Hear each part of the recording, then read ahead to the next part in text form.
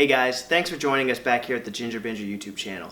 A lot has happened since last week with our PS4 video being our most successful video thus far, gaining us a few new subscribers. You guys are all awesome, and thank you so much for everybody who left a comment down below. I read them all. They are so awesome. Seriously guys, I'm not bullshitting. Thank you. This week, I want to talk about The Last of Us because The Last of Us is a series that I have a very mixed relationship with, as do most of people on the internet from what I understand. So we're going to go right into them. Full disclosure for everybody that this is going to contain spoilers, massive spoilers for both The Last of Us 1 and 2. So spoiler alert, from here on out, you've been warned. But if you don't know anything about The Last of Us by now, what are you doing watching me? Go play The Last of Us and then come back and finish this video. And so, The Last of Us, maybe I should start. For anybody who hasn't played The Last of Us and you're still here, The Last of Us is a zombie survival game that it has a really rich story and rich characters, produced by Naughty Dog, the guys who made Uncharted, Crash Bandicoot, I can't remember the other one. Blanket. Anyway, I'm not a game historian, sorry. But I want to go into these games because I just really do enjoy them both so much. Now, I'll start with The Last of Us, the first one.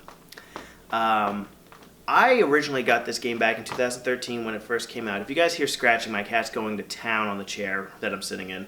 Can't help it, and it's her house too.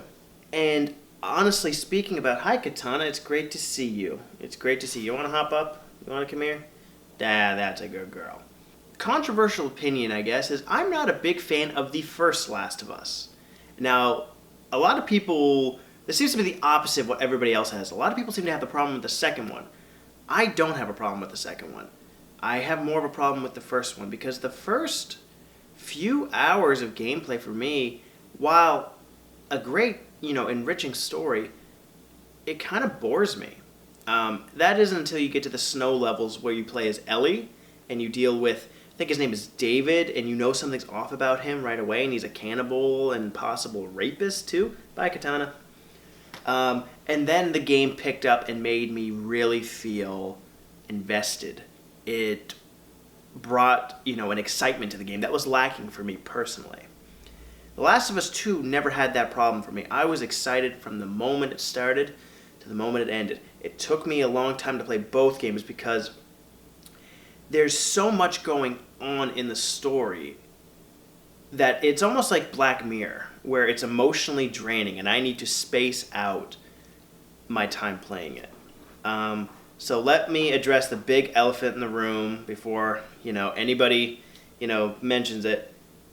I don't have a problem with Joel being dead in The Last of Us 2. I don't have a problem with that at all. I figured that was coming because of the way the game was marketed. You barely saw Joel in any of the advertising, except for the first teaser trailer, I believe, where Ellie's playing the guitar, and then you hear Joel's voice. That's a nice rhythm or something like that. When I saw that and didn't see him in any of the other marketing or trailers or footage or anything, and I don't go too far into that stuff because I don't want it to get spoiled for me. I knew he was either kidnapped and killed or he's dead right away at the beginning of the game. And I was right.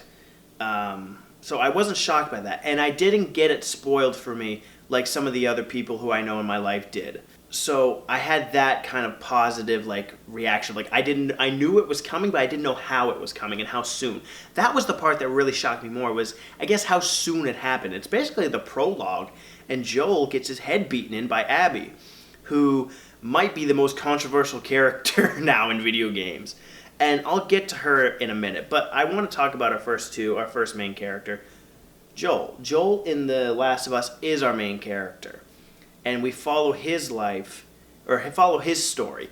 And I'm going to quote Girlfriend reviews on this. If you guys haven't checked her out, please check them out. They're very talented people. The Last of Us there's the plot of get Ellie to, I think it's Seattle, so she can so they can find the cure for the zombie apocalypse. That's the plot, but the story is Joel coming to terms to love again, to let that into his life. And that's what Ellie represents, because as you all know, Joel's daughter dies at the beginning of The Last of Us in a very heartbreaking moment. Maybe you go, it broke my heart. And it all leads up to, at the very end, Joel finds out that Ellie can save the world. Her body is immune, I think that's what it is, her immunity. That what her body does, they can extract and turn it into a vaccine and save the world, but at the cost of her life. And Joel, in what I think was a great move by Naughty Dog, they don't give you the choice of save Ellie or save the world. Joel makes that choice as a character, and he saves Ellie, and he lies to her, and then the game ends, and it leaves you on such a a bit of a cliffhanger with oh my god, he just lied right to her face about this. What is her reaction going to be if she ever finds out? And this is kind of where the conversation goes into, was Joel right? Was Joel wrong? And you could have a long philosophical discussion about that. In my personal opinion, Joel did the right thing. And here's why. On any normal, circumstance where it's sacrifice one to save 1,000 in a heartbeat, sacrifice the one. This case is different for me. One being that Ellie is not an adult. She is a child. She's a 14-year-old girl. That is what makes the whole decision completely different for me. If we have to save humanity by letting a little girl die, maybe humanity's not worth saving. That was my argument behind it. And my girlfriend, take a shot.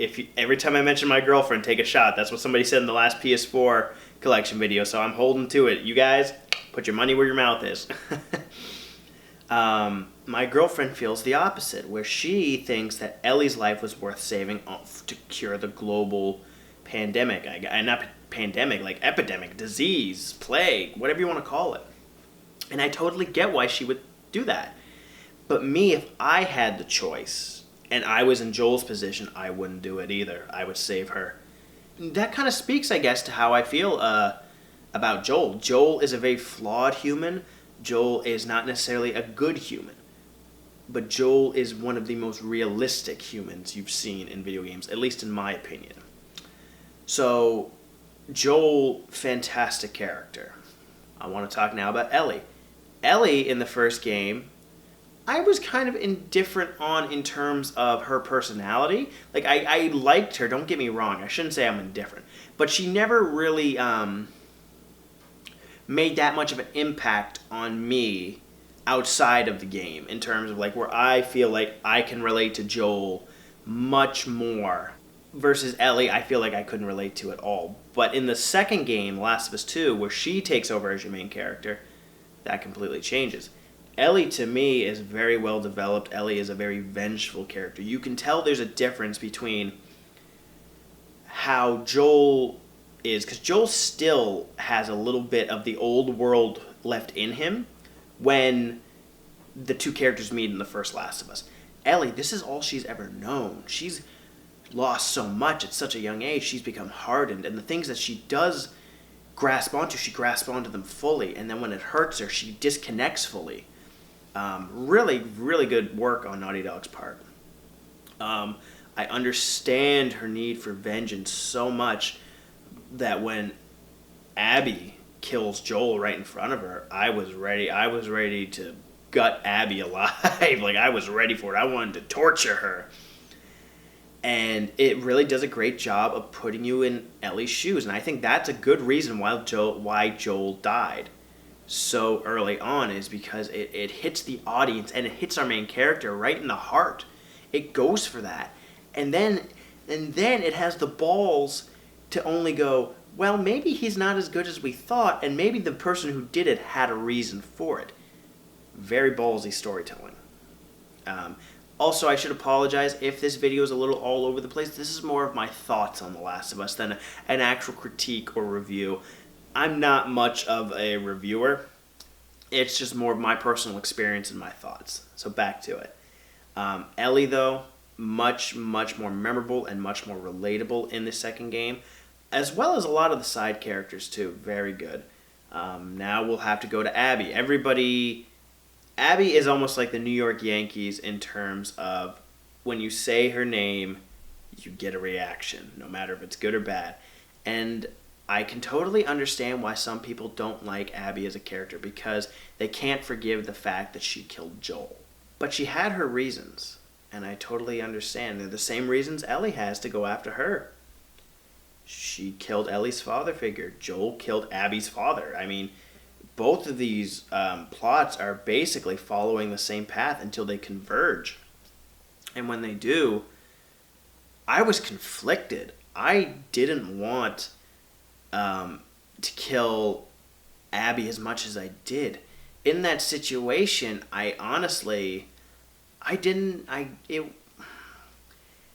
it made me question how badly did I want vengeance. And I feel like both stories mirroring each other, where Ellie leads to the death of a pregnant woman and Abby has the chance for her revenge and she doesn't, was very impactful. When she was about to cut Dina's throat after she was learning she was pregnant, and she doesn't, my heart was in my throat. I couldn't imagine that to happen. And then the game leaves, or Abby leaves, and you don't see her for months. Dina has her child, so it's been months. And there are so many things going on in Ellie's life. They're almost living a happy ending, but Ellie just can't let it go. And I understand that. So she goes back on the hunt for Abby, and then she finally gets her in her grasp, and she can't do it. And I know that made some people upset, but I think that makes for a much more impactful ending. That this whole tale about revenge ends without any revenge for our primary character. It subverted my expectations, and I use that in a positive note, not in a Star Wars The Last Jedi subverted my expectations. All in all, these two games right here, in my opinion, are, you heard me say this in my PS4 collection, they're the games you hold up to people when they say video games are not art. These are two well-crafted stories that take you on an emotional roller coaster and get you to question your humanity and more about yourself than anything else. If you want to learn something about your partner or a friend who's never played them, sit down and watch them play. You can learn a lot from these games about yourself. Those really are my thoughts on The Last of Us. I feel like there's something more I could say, but honestly, I want to know what you guys have to say. What do you guys think of The Last of Us 1 and 2? Do you guys like Abby? Do you not like her? Could you forgive her for killing Joel? Could you not? I want to hear your opinions. Again, thank you for tuning in, and until next time, guys, keep on binging.